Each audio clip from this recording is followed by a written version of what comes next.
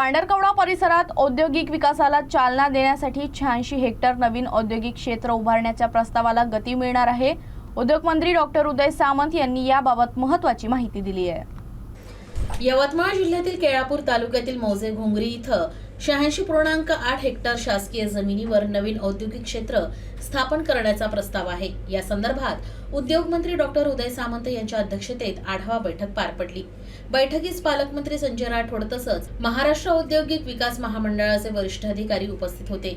या प्रस्तावित जागेची प्राथमिक पाहणी डिसेंबर 2023 मध्ये करण्यात आली होती, तर ऑगस्ट 2024 मध्ये भूमी निवड समितीमार्फत सविस्तर पाहणी करण्यात आली। या प्रक्रियेनंतर ही जमीन औद्योगिक क्षेत्रासाठी योग्य असल्याचं निष्पन्न झालं। पांढरकवडा परिसरात औद्योगिक क्षेत्राची आवश्यकता लक्षात घेता संबंधित जमीन महाराष्ट्र औद्योगिक विकास महामंडळाकडे विनामूल्य हस्तांतरित करण्याचा प्रस्ताव आहे। तसंच प्रस्तावित औद्योगिक क्षेत्राला पांढरकवडा आदिलाबाद राष्ट्रीय महामार्ग 44 पर्यंत जोड रस्ता विकसित करण्याचीही आवश्यकता व्यक्त करण्यात आली आहे। दरम्यान वटफळी इथं सुरू असलेल्या औद्योगिक क्षेत्राच्या भूसंपादन प्रक्रियेचाही आढावा घेण्यात आला। एकूण 550 एकरपैकी टप्प्याटप्प्याने 250 एकर जमीन संपादित करण्याचे निर्देश देण्यात आले आहेत।